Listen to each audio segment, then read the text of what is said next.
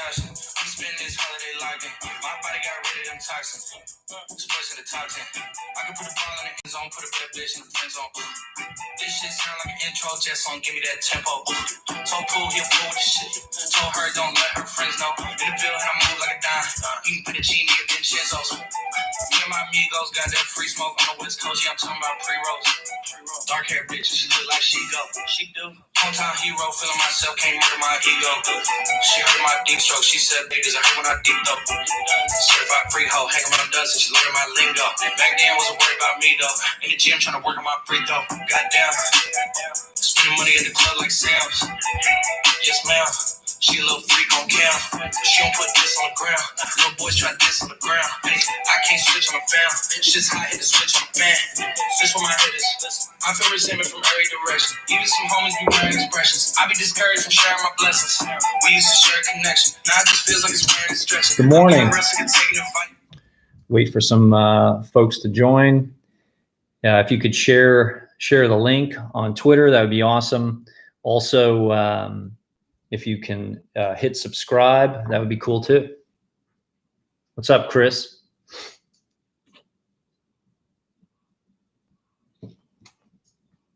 People that never stare reflections.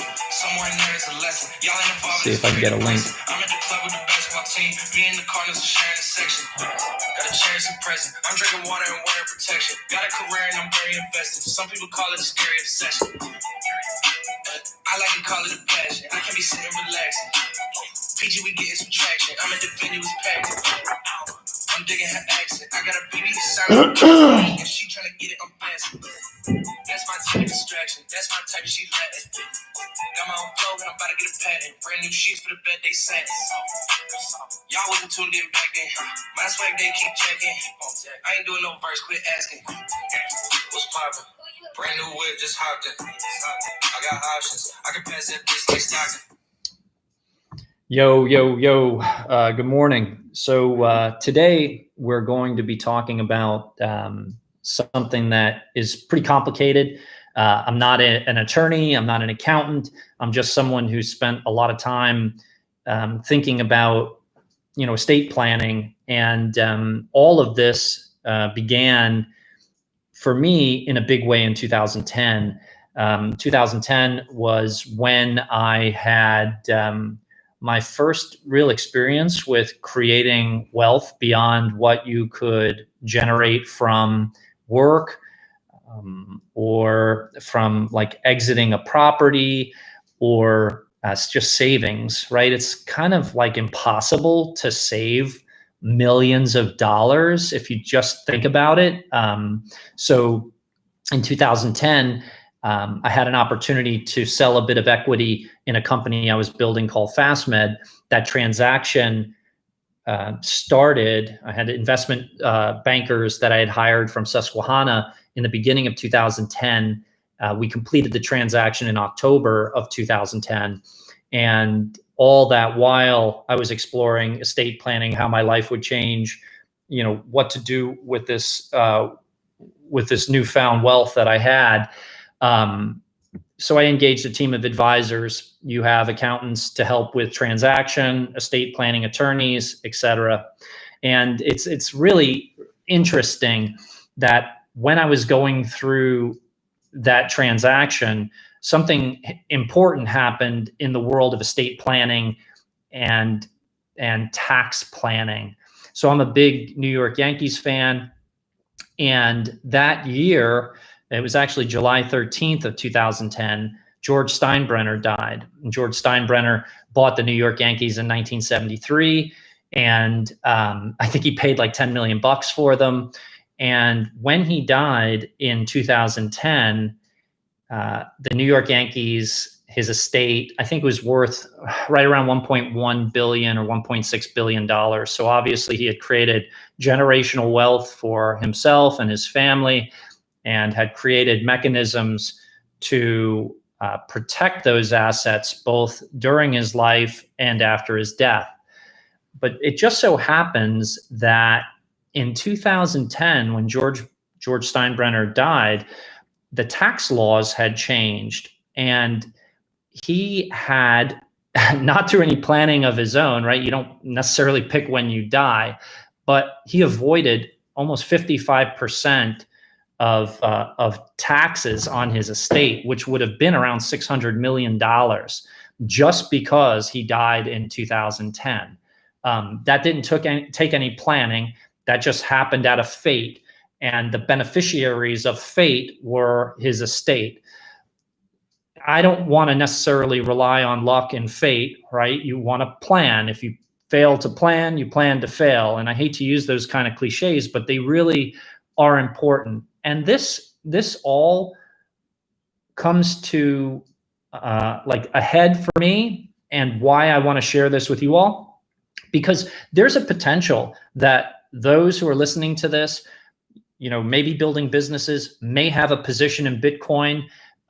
And if this thing works out, like your business works out as an entrepreneur, you build something of value and have a transaction, or if Bitcoin alone does the things that we all continue to, good morning, Austin, that we all continue to kind of believe could happen, I love to fall back on Plan B's work. We're looking at maybe a new all-time high, 150 days post the halving. Some feel that we could hit $288,000 of Bitcoin value by the end of 2024. Whether you have sats or you have full Bitcoin, multiple Bitcoin, tens of Bitcoin, hundreds of Bitcoin, thousands of Bitcoin, you're talking about real assets for a lot of young people that need to be managed, or you'll end up like, these jokers who win the lottery and end up cracked out, buying stupid stuff, blow up their families, all that stuff. I don't want that to happen. So real interesting situation happened at the same time I was going through my exit with FastMed. I was already starting to think about trusts and tax planning. Had this amazing event happen with the owner of the New York Yankees, where he avoided estate tax on his assets simply because of timing. And just to put some context around it, so he died July 13th, 2010. He didn't have to pay any estate tax. I think the next year, Congress had enacted laws that made the taxation on an estate then 45%. And just to give you full context, I went and looked up, what are the estate tax laws or accounting situations now. The IRS had made an announcement at the end of 2019 for new estate tax rules. And as I understand it, and I actually pulled this from a personal finance newsletter. It actually says the estate and gift tax exemption is $11.58 million per individual in 2019, 2020, and $23.16 million for a married couple. So that allows for you not to be taxed on those amounts of money, which is pretty cool. I hope that everyone listening to this has an estate tax problem as a result of you making and having more than $11 million of assets. Because once you get going, it's easy to accumulate those level of assets and net worth. So let's get into it. So during the exploration of trusts and tax, an efficient way for you to kind of protect your assets, whether you want to protect them while you're living or protect them after your death, and create a plan, is to develop a trust. And a trust is simply a contract written by trust attorneys. And that contract allows you as a grantor, the person who owns the assets, to establish a trustee. It's maybe you while you're alive, or someone else, a trusted third party, to make sure that your assets are pledged or sent to beneficiaries, people who you want to pass along your wealth to. So there are a few mechanisms that you can set up. A trust cost me like $2,000, in 2010. I don't know what the cost of a trust is, and it may change according to complexity, or what type of attorney you use. There are high powered attorneys that charge $400 an hour or $1,000 an hour. I mean, you just decide where the value is there. So I'm going to talk about two buckets of trusts. Again, I'm really just trying to challenge you to think about asset planning and how to structure this stuff. You need to go talk to accountants. You need to go talk to attorneys, interview them, have these discussions. But I want you to start thinking about them now, because this is the time to plan for yourself, plan for your future. So there's something called like a death trust, and a death trust works like this. You have a will, and the death trust kind of is keyed or initiated when you die. And it doesn't protect you from probate. And probate is kind of like a legal mechanism where the courts look at your assets, make sure that you don't owe anyone any money. It kind of locks up your assets and also discloses a portion of them publicly. So if you've acquired some assets, I don't necessarily think in my life I want a public record of my will and my assets. I don't want to go through probate. I don't want to impair my assets and not allow my beneficiaries to have access to them. So in that, the death trust isn't a great solution for me. So I'll take a break for a second and look at some comments that you guys have. Just Josh, I'm spending this holiday logging. My body got rid of them toxins. Voice in the top 10.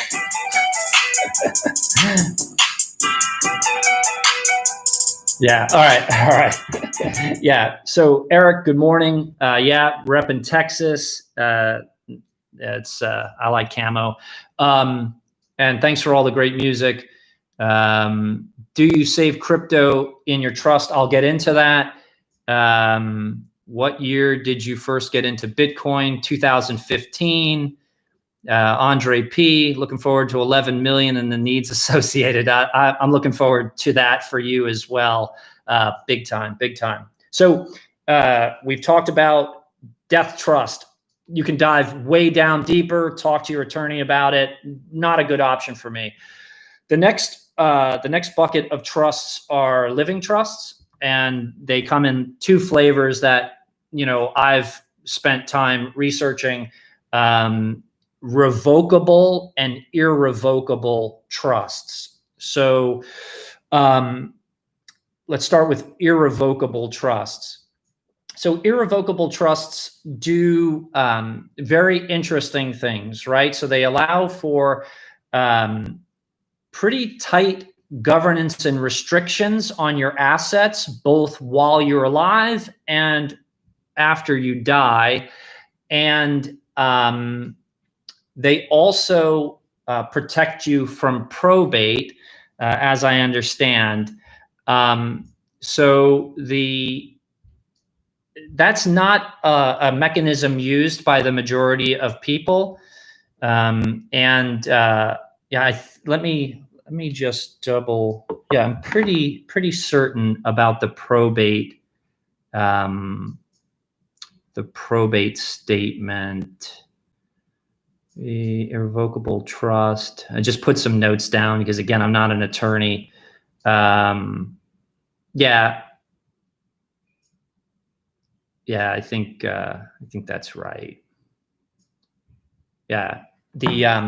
So the nuance is the asset protection while you're alive. That's the nuance between an irrevocable and revocable trust. And that may be important to some of you. And again, you need to pursue that logic with an attorney, with your accountants, and make that decision for yourself. This is highly personal stuff. When we're talking about wills, the structure of wills, beneficiaries, and how you want your assets to work while you're alive and while you're dead. So an irrevocable trust puts total control and total protection, total, but more protections on your assets while you're alive and after you die.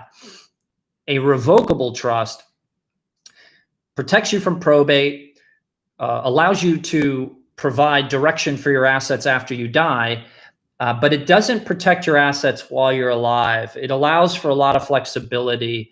And again, highly personal stuff, something that you may personally, decide to do or not do, but really important. The complexities are there, and you've got to pursue them. Something that people neglect to do very frequently, and as I had this conversation over the last 10 years, they don't fund their trust correctly. So this is something that, I always ask people after they say, yeah, I got a will and I've already got my trust set up. I'll say, well, have you funded your trust correctly? And they'll say, well, Jason, what do you mean? Well, if you don't fund your trust correctly, it can end up in probate, because an unfunded trust really is useless paper. Funding your trust literally means domiciling your assets in the trust. So if you have a checking account, that checking account needs to be in the Jason Williams revocable or irrevocable trust. If I have stock certificates, Jason Williams revocable trust. If I own Bitcoin and I have that Bitcoin in some third-party custodial setting, that third party has to know that that Bitcoin or that account is the Jason Williams revocable trust. That allows for avoidance of probate, access to your beneficiaries at the point you die, and even your personal custody. If you have assets in cold wallets, you have gold, you have silver, you have safes. Those safes have combinations. You domicile those combinations, locations in your will, and you make sure that all of your, stocks, bonds, currencies, and commodities are properly domiciled inside your trust.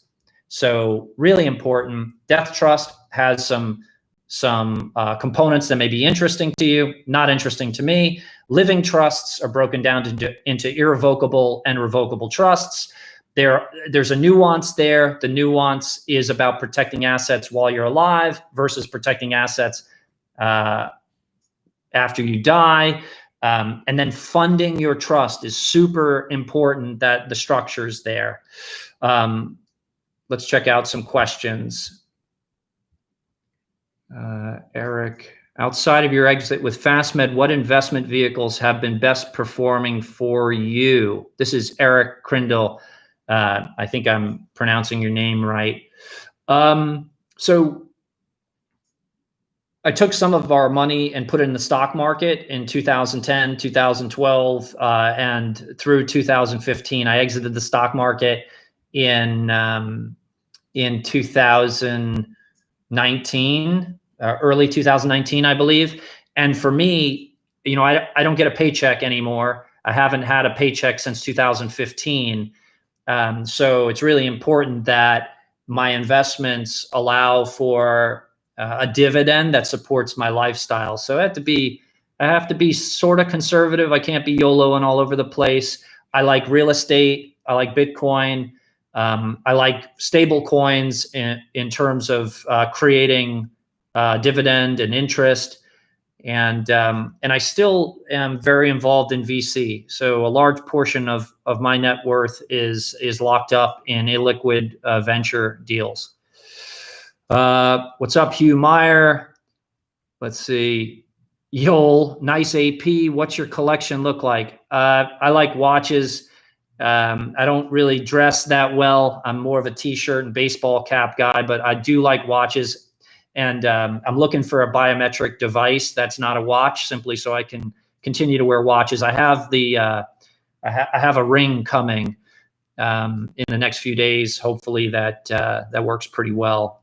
So what's good? What's a good amount of Bitcoin to hold long term? This is from Humid. A good amount of Bitcoin to hold long term. Look, I think a good amount of Bitcoin to hold is as much Bitcoin as you can afford to invest in to go to zero. So, this thing could go parabolic. It could be worth hundreds of thousands of dollars in just 3 short years. I don't really have a lot of investments that have the liquidity of Bitcoin, that improve a Sharpe ratio the way Bitcoin does, and that have the potential upside that Bitcoin does, that I can offer you legitimately, that I'm participating in. So I would say to you, Bitcoin, as much as you could afford to lose. In my personal life, and I've shared this, and I'm sharing this not to, flex on anybody, because I catch a lot of negativity when I post some of my purchases around Bitcoin. I'm only doing that to legitimize the fact that I'm not just some talking head here. I mean, you may think the things I'm saying are worthless, but I would rather have someone who has real assets, who's raised real capital, who's made real money, who's had business exits, and who's really buying Bitcoin. I'm showing you what I'm doing with it. So some of it I am putting in BlockFi, some of it's in Gemini, some of it was in Tagomi, some of it's in Coinbase, and I'm using different mechanisms, even DeFi now. I have some crypto working in very small amounts in different mechanisms, just to see if these mechanisms actually have good UI, UX, are stable. And so I can just share that with you. Again, this is about mentoring. I didn't get to where I am today without really smart mentors around me, people that were where I wanted to be. I'm not even where I want to be in life, but maybe I can share with you some of my trials and tribulations along the way that will help you get where you want to go. Kevin, yeah, it's Aura ring. So I'm actually really interested in a third party work that one of the medical schools is doing, that can use biometrics to sense or measure biometric changes that may allow for indication of COVID-19. Because right now, my next startup I'm working on is in medicine, and I'm being made to check my temperature 2 hours before every meeting, and I have to carry around these documents to show that I don't have a fever, and it's a real pain in the ass. So anyway, Aura ring. Yep, Kevin Stone, it's Aura. Thanks. Crypto watch wallets. No, I don't want anything to do with that. I don't want to get jacked in real life for a crypto wallet that I'm wearing around. It looks good, but kind of a weird idea. If the Fed prints 3 trillion in a month this decade, how about next decade, 10 trillion more? Assets inflation. Ed, maybe you're asking me about how does that affect Bitcoin? I actually think Bitcoin is like this alpha predator that will continue to go after asset classes. So when you start to think about it going after gold and what Bitcoin could be worth if it has the same market cap as gold, it's very interesting. If it starts to consume some of the real estate space, really interesting. Global cash, really interesting. The numbers get really big, and so that's really exciting. Let's see. Will I share my details about my new startup? My new startup I've been working on for 3 years. I'm coming out of a 10-year non-compete. So when I did that deal in 2010, I had to sign paper that I was blocked out of walk-in ambulatory care medicine. So any non-appointment based mechanism. So it totally sucked. I couldn't do telemedicine. I couldn't do urgent care. I couldn't do walk-in medicine. There's a lot of different nuances there. I ended up staying with Fastmed another 5 years, working with the private equity firm and the team to build the company up. I had rolled a significant amount of money forward in the next deal, and it worked out for me. I had a complete exit in 2015, and I had 5 more years left on my non-compete. So about 3 years ago, I started to contemplate telehealth, biometric devices, what primary care may look like in 2020 once I came out of my non-compete. And I've been 6 months, the last 6 months, setting up for coming back into healthcare. I can't disclose exactly what I'm doing, but I will in July. So I'll do it here, and it's pretty darn cool. So here, hold on a second. Yeah, really. If you guys can hit subscribe, that would be really cool. I'm trying to get pump numbers on this podcast or live stream, and I've got about 450 subscribers, which I think is super cool. We're going to make a lot of money together and do some cool things. If I have anything to do about it, let's see.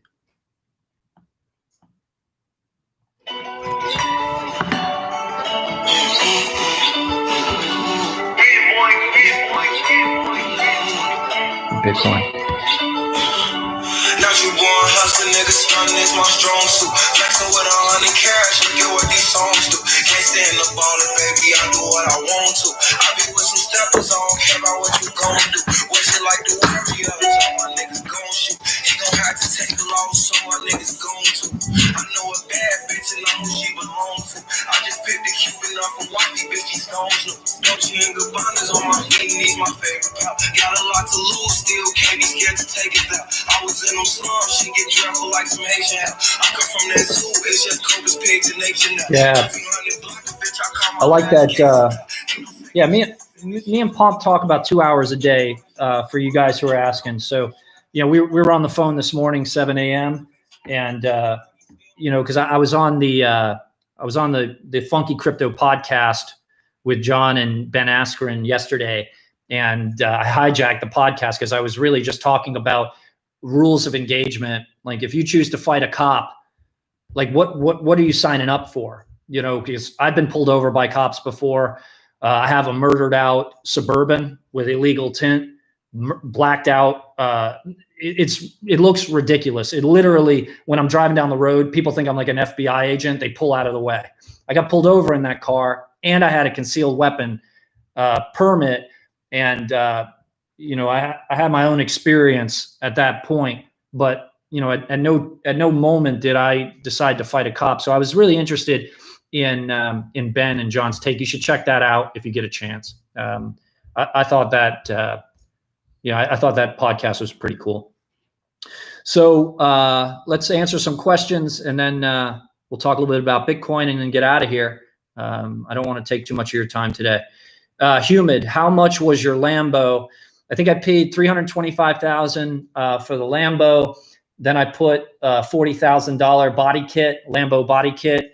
And then I spent $30-some-odd thousand for the custom wing. That wing was kind of like an F1, one of one. I had it done on the West Coast by Sadistic Ironworks, and then I put a racing exhaust on the car. It's crazy. I don't really drive it that much though, and I don't drive fast, so it's so silly. Bro, you see big upside in DeFi. That's from C Brew. I'm not sure. My experience so far with DeFi, it's highly complicated, multiple steps to do stuff. When you're using leverage, people are going to get wrecked and be crying for their mommies because there's no one to call. I'm already seeing like weird, I lost all my money, please give it back comments. And that's just not real life. If you decide to step up to the casino and put it all on black and leverage your house to do it, and you lose, you've lost. You're just a loser, and you have to take that. As my Uncle Joe would say, you got to drink your bitters. I don't even know what the hell that meant, Uncle Joe, but Uncle Joe used to own a bar, Lorenzo's Bar in New York, and apparently you add bitters to some drinks to make it taste different. Some of you may be into that. It's not my thing, but he always used to say, Jason, sometimes you got to drink your bitters. I think that just means you got to take the L. Let's see, Francisco Espinoza, when is BlockFi credit card coming out? Actually, I think Zach and Flory are working on their card. It should be out soon. And they just hired a boss from American Express. And I think the American Express executive they hired worked on the Centurion card, the black card that is like nearly impossible to get. That it's like an unlimited American Express that has all these benefits that Jay-Z and Beyonce get that you don't get or I get. Kevin Stone, exciting. My wife works for Maven. I've heard of it, a telemedicine startup that's about 5 or 6 years old. Patients love it. Yeah, do you? That's really cool. Yep, agree. It scares me. All right, listen, I'm going to stop here. We're about 30 minutes in. Just to recap, and this discussion isn't the end, it's the beginning of your financial planning. This is something you should be doing constantly. Have these discussions. I'm challenging you, though. If you're 20, 30, 40, that's the demographic that's listening to this Going Parabolic live stream. I do challenge you to explore creating a will, creating a trust, funding the trust properly, and we'll get into insurance at another time, because another component of funding a trust is having the right type of insurance. And there's all kinds of scammy whole life schemes, term policies. I think I bought my first whole life policy when I was 24 years old at the recommendation of a guy named Stephen Kuba. He was an orthopedic surgeon in Fayetteville, North Carolina. I don't even know what I was buying. I've been paying for it for 20 years. It was called a 20-pay whole life policy. It has a death benefit that doesn't go away. It's got a cash component. It was very expensive. Apparently, though, some amount of permanent insurance your trust attorney may suggest. So look, again, I'm only here to raise the things that I've learned. I also have a ton of term insurance.